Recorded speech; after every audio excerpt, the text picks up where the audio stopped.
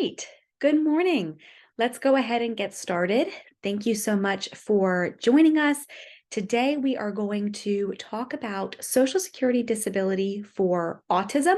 And I want to start the webinar by saying the same thing that I say every time, which is that today's webinar is not meant to be legal advice, but is instead meant to provide additional background and guidance on the Social Security disability process, particularly as it relates to autism claims. And today we're going to go a little bit deeper than we normally do because with autism, there is actually an adult listing as well as a child listing. And so we will talk about each of those as well as some additional requirements for a successful disability claim, both on the adult side as well as the child side. So this is our roadmap for today. We will first cover some Social Security disability basics, and then we will talk about some guidance from the agency, and then discuss the two potential listings. The adult listing is 12.10, and the child listing is 112.10.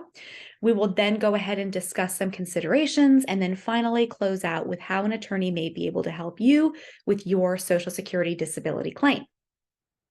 A little bit about me. My name is Caitlin Wildoner. I'm the founding attorney of Beacon Disability PLLC, which is a law firm based in Florida, where we exclusively practice federal administrative law, helping clients with their Social Security disability claims from the initial application through the appeals council level. If for some reason we are unable to help you, we do try to connect you with somebody who can. I do not answer questions on the live webinar, and I can't really respond to the comments that are on the replay, but I do encourage questions, and that is, we will drop a link in the chat now for if you have questions that you want to schedule a phone call with me, you can absolutely do that. And if you're on the replay, that link will be down below to schedule a call. The reason why I don't answer questions on the live and really in the comments is because I often need more information than what is given. And I don't want you to give a whole lot of personal information either on the webinar or in the replay in the comments because that's kind of personal to you. So that's why I do ask for a phone call or even an email. The phone number and the email will also be at the end of the presentation if you have any questions. Okay, getting into Social Security disability basics. There are two different Social Security disability programs. One is SSDI, Social Security Disability Insurance, and then the other program is SSI, Supplemental Security Income. Both programs are going to require that as an adult, you're disabled and unable to work for a period of at least 12 months. Where they differ is the second prong. With SSDI benefits, those are typically only available to adults who have worked or to disabled children whose parents are deceased, retired, or disabled themselves. Then the child can sometimes ride on the parent's benefits. To qualify for SSDI benefits, you must have sufficient work credits. Typically, we say that that means that you must have worked 5 of the last 10 years, but that can vary depending on your age and different other factors. That is typically what we say, that you have to have worked 5 of the last 10 years. With SSI, it doesn't have a work history requirement, but instead it has income and asset restrictions. So as a single individual, you cannot have more than $2,000 in assets or more than $3,000 in assets if you are married. And then there are also income restrictions that are based on the size of the family. And so with minor children, their claims tend to fall under the SSI umbrella. And so what oftentimes, unfortunately, I see happen is parents are trying to get their child additional assistance through Social Security. They don't qualify for SSDI because the child is a child, they have not worked, and the child can't ride on the parents' Social Security benefits because the parents are actively working, and the parents are making too much money to qualify for SSI benefits. And so there does tend to be a little bit of a donut hole there, unfortunately, for minor child claims. However, it is worth applying. Just because one or both parents work does not automatically mean the child is going to be ineligible for SSI benefits. So I do encourage you to reach out to Social Security, go through the SSI application with them for your child, and that way they can make that determination if your income and or assets exceed their allowable thresholds. So those are the two programs. With SSDI cases and SSI cases, really, with all adult cases, this is the 5-step evaluation process that Social Security goes through. They go through it to a similar extent for children claims, but looking at adult claims, the very first thing they're going to look at when they get your application is, are you currently engaging in substantial gainful activity? And that is defined as working 20 hours a week or more, or earning more than $1,470 a month in gross earnings for this year, 2023. If you're doing either of those, working more than 20 hours a week or earning more than $1,470 a month in gross earnings, Social Security will pretty quickly deny your claim, and they'll say, you can't be disabled under our rules because you are engaging in substantial gainful activity. If you're not engaging in substantial gainful activity, the case moves to step 2, where Social Security reviews your medical records to see, do you have at least one severe medically determinable impairment? If you don't have at least one severe impairment, then Social Security again denies the claim at stage 2, saying you can't be found disabled under our rules because you don't have a severe impairment. If you have at least one severe impairment, then the analysis moves to step 3, where they look to see, do you meet or equal one of their listings in their Blue Book? And that we will talk about in just a minute. They do look at listings in minor child cases as well. They will look to see, do you meet or equal one of the listings? If you do, that's where that case analysis will stop and you're approved. If you do not meet or equal one of their listings, then in adult cases, they give you a residual functional capacity, which is basically an analysis based on the medical records of what the agency thinks you are capable of doing. They use that RFC to then look at your past work and say, okay, can an individual with this RFC go back to this past work? If you can, then they deny the claim and they say you can go back to work. If you cannot, then they move to step 5 and say, okay, you can't go back to your past work, but are there any other jobs that exist in the national economy that you can do? If there are other jobs that exist in the national economy, then you get a denial letter. If there are no other jobs that exist in the national economy and you can't go back to your past work, then you may be able to get an approval through the 5-step evaluation process. So that's a very broad overview on how the process works for adult claims. When we Sorry, I thought there was another slide after this, but it's later on. So considerations from the agency, the bar to meet the listing, as you'll see in a minute, is set pretty high. So you can still, as an adult, qualify for Social Security disability benefits if your RFC is both less than what your past work would require, and it prohibits your ability to work in substantial gainful activity on a regular and ongoing basis. This can mean that you're unable to sustain competitive employment. For children, you can still qualify for Social Security benefits as long as the other prong of SSI or SSDI is met. If Social Security is looking at the medical records and they find that the child does not meet or equal the listing, then they can look to see, okay, does the child have marked limitation in 2 of 6 domains, or an extreme or severe limitation in 1 of the 6 domains? And that's the other slide I was looking for about the domains. It's later. We'll get to it in a minute where you'll see what that is. But that's the other component for children. If they don't meet or equal the listing, then they can turn to the domains of functioning to see, does the child have marked limitation in 1, or a severe or extreme marked limitation in 2, or a severe extreme limitation in 1 of the 6. Okay, this is the adult listing for autism spectrum disorder. As you'll see, as I mentioned before, it's a high bar. You've got to have medical documentation of both qualitative deficits in verbal communication, nonverbal communication, and social interaction, as well as medical documentation of significantly restrictive, repetitive patterns of behavior, interests, or activities. So that's 1. You've got to have that medical documentation. 2 is an extreme limitation of 1 or marked limitation of 2 of the following areas of mental functioning.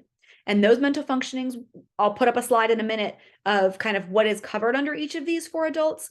But the 4 areas are understanding, remembering, and applying information, interacting with others, concentrating, persisting, or maintaining pace, and then adapting or managing yourself. So those are the 4 areas. As an adult, you not only have to have the medical documentation required in A, but you also have to have extreme limitation of one of these 4 areas or marked limitation of 2 of the 4 areas. And that, again, comes through the medical records and other testimony and statements submitted to the agency. So here you can see the Part B criteria. This is for adults, and this is a little bit of greater detail about what is specifically meant in each of those 4 areas. So for example, looking at understanding, remembering, or applying information. It's pretty self-explanatory. Some examples of what would go under that category include understanding and learning different terms that are used in work, understanding and learning instructions, procedures, being able to follow a 1 or a 2-step oral instruction to carry out a task, being able to describe what you've done for work to someone else, being able to ask and answer questions and then provide explanations for the answers, being able to recognize a mistake, correcting that mistake, identifying and solving problems as they pop up, multi-step activities and what sequence they need to be performed in, and using reason and judgment to make work-related decisions. So those are some examples. The agency doesn't need to see limitation in all of those examples, but they do that. Those are the kinds of things that will provide limitation under that specific category. And as you can see, there's other examples given in the interacting with others, in ability to concentrate, and then ability to adapt or manage oneself. So I will leave this up for just a minute. That way you can kind of look at it and see what limitations you may have and which category they fall under. It can be helpful to get medical records as well that show these limitations and how they manifest. Okay, turning to the child autism spectrum disorder listing. This is for children between the ages of 3 and then 18. It is the same exact listing. It's just this, it's from children 3 and up. So they don't, if you have a child that's 2, they will not be able to be found disabled under the autism listing. However, if there are significant issues in the domains, that may be a way to get it approved. But same exact listing as the other one. What you will see, and the reason why I included the Part B criteria, is because it's a little bit different for children. Going back to just understanding, remembering, and applying information, you can see these examples. Being able to understand and learn terms, instructions, and procedures. That's the same, but it's going to manifest itself differently in children. Children aren't going to need to know how to do work activities, but they're going to need to know how to sit down in their kindergarten class, for example. Following 1 or 2-step oral instructions to carry out a task. Being able to describe an activity that they may have performed to someone else. Still, being able to ask and answer questions, being able to recognize an age-appropriate mistake and correct that mistake. A lot of things that you will see with the children, they are very similar to the adult listing and descriptions, but it is always, of course, looking at age-appropriate. What's age-appropriate for a 3-year-old is not what's going to be age-appropriate for a 9-year-old. So the agency does take that into account. And I don't believe I get into it, but when we look at the 6 domains of functioning, if you look at the actual regulations that cover these 6 domains and how the agency looks at them, they're broken down into different age groups and what limitations may specifically fall under which domains, depending on the age and what the agency would expect a child of this age to be able to do, to kind of be able to look at, okay, here's my child who's age 7, so they fall in between ages 6 and 12. Here's what they can do, here's what they cannot do. So Social Security with children cases, they do look at it from a development standpoint, understanding and recognizing that children are going to have different capabilities. So here are the 6 domains of functioning for children cases. Domain number 1 is acquiring and using information. Domain 2 is attending and completing tasks. Domain 3 covers their ability to interact and relate with others. 4 looks at their ability to move about and manipulate objects. 5 looks at their ability to care for themselves. And then 6 is kind of a catch-all, looking at their health and their overall physical well-being. So those are the 6 domains. Like I said, there is a regulation. If you would like it, send us an email and we can get it to you. But there is a regulation that goes through all of these 6 domains, as well as what to expect within each of the domains. And that can be very, very helpful when we have children cases. I typically have that regulation up, and I'm kind of, highlighting different things that I see in the record that equate back to that regulation. So that can be helpful. It kind of gives you a little bit of additional insight into what is going on. Here are the marked and extreme definitions for children cases. Again, I'll leave this up for a minute just so you can get an idea, but generally the marked limitation means that the child has an impairment that seriously interferes with their ability to independently initiate, sustain, or complete activities within that domain. An extreme limitation is it very seriously interferes with the child's ability to independently initiate, sustain, and complete activities within that domain. So as you can see, it's not a super black and white definition. Marked also is more than moderate, but less than extreme, whereas an extreme limitation is just more than marked. So the other thing I will say is marked or extreme, does not necessarily mean a complete lack or loss of the ability to function, but it just is it's a worst limitation kind of category. Social Security goes on to say that it's the equivalent of functioning that they would find with scores that are at least 3 standard deviations below the mean, while marked limitations are between 2 and 3 standard deviations below the mean, which can sometimes help on certain types of testing. So that is the difference between marked and extreme in children functioning. Okay, turning to different considerations. As always, medical records are critical. The issue in adult Social Security disability cases that don't meet a listing is not just, can you go back to your past work, but is there any job that exists in the national economy that you can do? So that's what they're looking at, is what kind of employment can you sustain? Can you go back to maybe less skilled work or less exertional work? Is there some job that exists in the national economy and the Dictionary of Occupational Titles that you can perform given your limitations? So that's what they're looking at. Depending on your age, that criteria slightly changes at 50, 55, and at 60. But that's generally speaking what the agency is going to be looking at. For children who don't meet the listing, the agency is looking at how does the child function every day and in all settings when compared to other children that are that same age that don't have the impairments.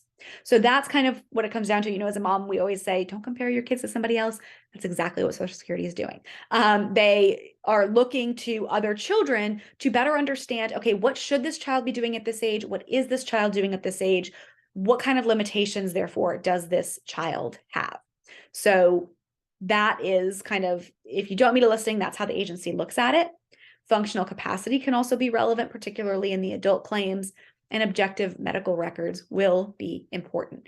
Any type of testing that you can have done that can show the agency, look, here it is, this, my child or I completed this testing. This is how the results came back. This is what's going on. Because it kind of gives the agency, especially with things like autism, it's not as black and white, and as a parent, as a back condition that you can see on perhaps a CT or an MRI. It's a little more in depth than that. And so objective medical records are important because it's not just a doctor saying, this is what the mom is telling me, or this is what the patient is telling me, but this is what is happening. This is how the test results came back. So those can be very, very helpful. Finally, how can an attorney help you? As I say, I think every time, this is not a comprehensive list, but instead just provides some of the things that we are able to help with. Again, if you are thinking about applying for disability, you're currently applying for disability and don't have an attorney and you have questions, please feel free to reach out to see if it is something that we might be able to help with. Like I said, if for some reason we can't, we do try to connect you with somebody who can. And so some of the things that we can do is we provide guidance on what correspondence from Social Security means. I had a call just this morning before the webinar about, I got this letter and it says this, and I don't know what that means. What do I put here? Nothing. You don't need to put anything. It's not applicable to your case. Whereas if he wasn't represented, he would have perhaps been wondering for a few days, I don't know what to do about this. We do file necessary appeals as long as you are already our client and have gotten us all of the information that we need. If you are coming to us after getting a denial, we do need information from you before we can get that appeal filed. So that way we're making sure we are doing right by you and giving Social Security all of the information that they need. We review your medical records and case file once we have access to it. We discuss what additional records may be helpful in your case. We review your documents for accuracy and completeness. This we don't have to do. We only do this if you want us to. We discuss what Social Security is looking for in some of their requested forms. We provide relevant updates back and forth from you to Social Security throughout the claim. Sometimes, we've got adjudicators that will call us and say, is it okay if I talk to your claimant to get a better understanding, to find out their last visit? And let's say it's been a couple months since you and I spoke, or, you and anybody from our office. And I would say, sure, that's fine. Give you a call and say, hey, heads up, so-and-so from Social Security is getting ready to call you. They want to know what your ongoing treatment is. Do you want to provide that to me now while we're on the phone? And that way I can give it back to them in case they don't connect with you, or do you just want to wait and provide it to them? We do also send you updates on a monthly basis, even if there is no update, just to say, hey, we're still waiting. We also haven't heard anything. You can always respond to those emails with, hey, just to let you know, I had an updated doctor's appointment. Or I've got clients that will send emails regularly to say, here's my update for the, this 2-week period. Here's what I've done. And that can be very helpful as well. If you have to go to hearing, we do prepare you for that hearing, and then we question you and any witnesses during that hearing. When I say witnesses, I typically am talking about the vocational witness and potentially the medical witness that Social Security brings in to the hearing. Third-party witnesses on your end, the hearings are very short. So we typically, and if you're a client of mine, you know how we kind of handle that. If you do have witnesses that you want their testimony in the record and you are a client of ours, reach out, let me know, and we'll talk about what we can do to help you get that testimony in. As promised, here's our contact information. We will go ahead and drop the link in the chat again to schedule a call if you would like. You can also just give us a call, send us an email. We do assist clients throughout the United States. Again, if for some reason we are unable to help, we do try to connect you with somebody who can. So thank you so much for joining us today. Have a wonderful day.